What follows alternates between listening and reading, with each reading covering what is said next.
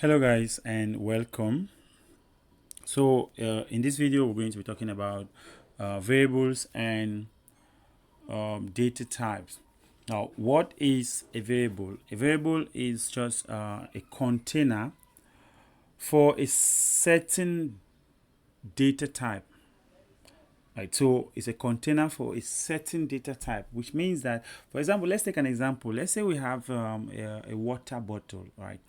A water bottle can take water that is of that volume, right? Definitely.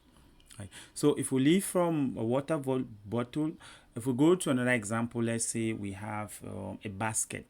A basket can take items that can best fit into that basket. So it's acting as a container. So variables are container, and it defines a maximum number of values that it can hold. Data type overflow occurs when we put too much of that value in the variable. For example, if you define an integer, or let's say we still go with the same container, right? Now, if you have a container that can take as maximum 1 liter of water. So what happened when you put so much of that, more than 1 liter, it will overflow. So data overflow occurs when we put too much of that data in a variable. Variables in C++ can't contain two data types. So a variable in C++ cannot contain two data types. So it must be of one data type. Now, hello guys and welcome to our next video. Hello guys and welcome to this video. We will be talking about variables and data type in C++. What is a variable? A variable is a container, right? A container for a certain data type, which means that that container defines the maximum value of that maximum value it can hold. Let's take, for example, a water bottle. A water bottle of, let's say, 1 liter can hold just 1 liter of water. Right, so if we put too much of it, we're going to have an overflow, and this is where data overflow comes in. When we talk of data overflow, that is where it comes in. Now, a variable cannot be of two different data types. It must be one, right? So it must be of one type. Now, in C we can categorize there are criteria for naming variables in C plus plus. Now, the first rule is that the variable names cannot contain spacing. So variable names cannot contain spacing. For example, here I am declaring a string with name, a string variable. So the syntax to define a variable is that we're going to do the type, that's the data type. So let me make it as a comment, right? So variables syntax, right? We're going to do, it is the data type, then the variable name, right? That is how we declare a variable. And we can declare a variable by, for example, you see I have int age, string name, right? There comes a times where we can also do data type, variable name, and then we assign it a value at once. So we have a value. So this is initialization. So sometimes we can initialize our variable at once. So now, what are the rules for naming variables, right? The first thing is that variable names are case sensitive, which means that if I define a variable like int age, right, equals to 20, then this is different from age, right? So I can't do something like this. See, I cannot do see out age, right? It's going to give me an error, right? I think maybe we can compile the, we can execute this and see what we have, right? I'm going to have an error, right? It will tell me that, oh wait, so it's already indicating error on it. On identify identifier age is undefined, so you see it there already, right? So because it's case sensitive, right? That is why it occurs like that. Now, We cannot start a variable with a number, so I cannot do int for age, right, it doesn't work, right? It tells me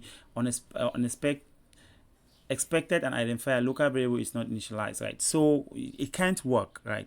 And I like this editor because it just tells me where the error is, right? So, and we can name variables using we can start with an underscore, right? We can actually start with an underscore, right? You see, it actually fix whatever we are having there, so it actually fix it. Now, variable names cannot contain spaces, which means that I cannot do something like that. My name, right? So it can't contain spaces like this. It doesn't work, right? So it tells me that it's expecting a semicolon somewhere. It doesn't work like that, right? So we can't do that. And the good thing is that we should name, and one advice that I want to give is that we should name variables according to their purpose, right? So we should have meaning, right, of what we want to do. So we are just going to do, I'm just going to do some examples of variable naming, and we're going to look at some examples. More so, when we talk of data types, right, C++ have primitive data types, like we can see from here, primitive data type, derived type, and user defined type. So we're going to explore each of them. So we'll start with primitive type. For the primitive type, we have integers. So integer int, right? Like I've done int here. Int store positive and negative whole numbers. So for example, I can declare, so I'm going to take off all of this, right? So I can declare int age to be 20, right? Int number to be -5, right? Perfect, right? I can do string. Oh, so we're still talking about int, right? Like that. So I can see out age, right? So if I compile and run, it's going to print me out 20. So apart from of integer, we have small int, right? So we have 20 printed there. We have small int, where a small int is stores smaller integer values. Then we have long, which means long is going to store a much longer value. Like for example, I have some very nice examples that I have done here. So we have short, right? Like short temperature is -5. Then long. So definitely, if you want to do that, right? If you want to do that, right? So you can actually do it like this. So since you can do short, right? Short num is 5, for example. You can do long population, right, is 3 million, right? You can do long, right, very long, right, country, right, can be the population of the country, right? We can have maybe 100 million, right, 100 million, like that, right? So that is long, right? So we can do that. Now apart from this, we also have float, which is used for floating point numbers with decimal point. So I can have something like float salary, and I give the person salary like 300 thousands, right? I can define a float like that. Then I can do double, right? I can do double. So double is also a float, right? But we can put much values into it, which means like it's just like double, like 2 times of what we can have in float. So the size of float is 4 bytes, right? So okay, since we're talking about size, right? So I can put double salary 1, right? And I give maybe 3 billion, right? Okay, so like just double, so it's number with double precision. So in order for us to know the size of any integer or any variable, we can do or any data type, we can do size of int, right? If we do size of int, you're going to have the integer value, right? The size of that integer value. So I can do c out here, c out, and I do size of int, right? Then I do this, Yeah. Oh, I'm missing C out here. Good. So if I run this now, compile and run, so it should give me size of int. Right, so the same thing I can do size of double, size of float. So size of int is 4, but remember there is an age that was 20, that's printing here. So it prints 4, but 20 was the age that gets printed there. So yeah, right. So if I take off the age there, I won't have that anymore. So I can do size of int, I can do size of float, I can do size of double, I can do size of char, all right, where char stores a single variable. So I can do char, I can do char gender is male. So we also have data type as we also have boolean, which is true or false. Right, we have boolean, which is true or false. That as also another data type, like those primitive data type that we talked about. That we have primitive data type. So we have, so in this document you have basically everything there. Everything is well written there, which you're going to see. Char is there, right? Then we have boolean, which is true or false. Then for the derived data types, we're going to look at, it's going to come later in the course, we're going to look at arrays, we're going to look at pointers, and much more, right? So now let's continue to do to talk about the size of a variable, size of an integer value, right? So as like I've said, we can continue to do size of to get size of. Okay, let me do so we have done size of, let me print this again, right? So I print it out again. Let me run the code again. So when I run it, I'll have, okay, size of int is 4, right? So and we know that 1 byte is equals to 4 bits, right? So let me do some maths here, right? So I have 1 byte is equals to 4 8 bits, right? 8 bits, sorry. So now 4 bytes will be equals to, that's 4 times 8, which gives me 32 bits.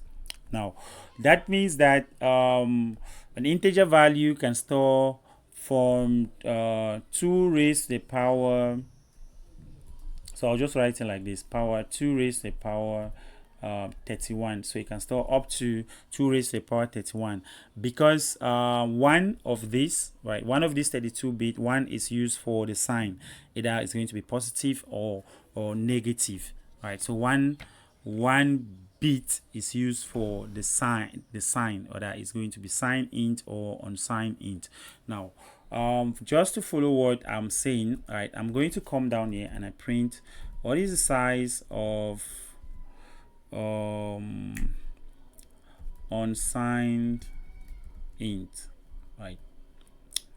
So I can do that, and so let me do that in my cout, right? Cout size of unsigned int. Then I do cout again. Then I'm going to end line. So I do end line. Right.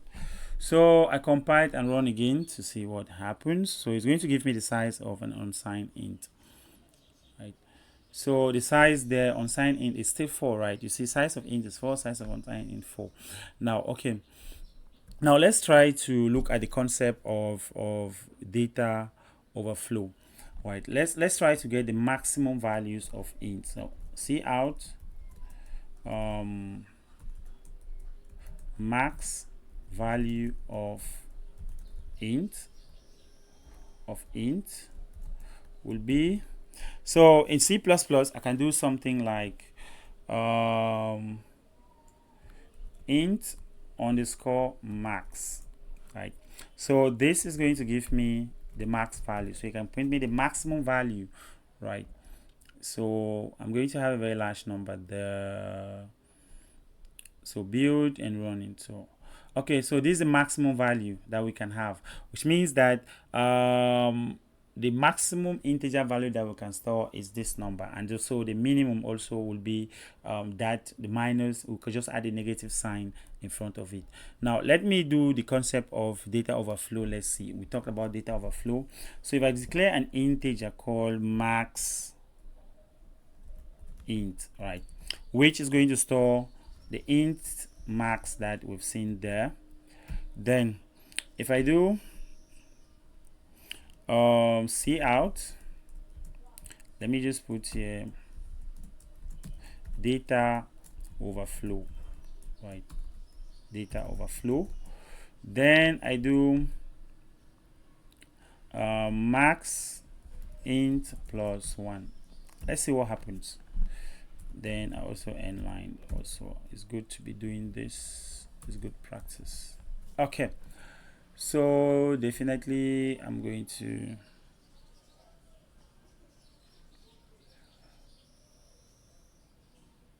voila.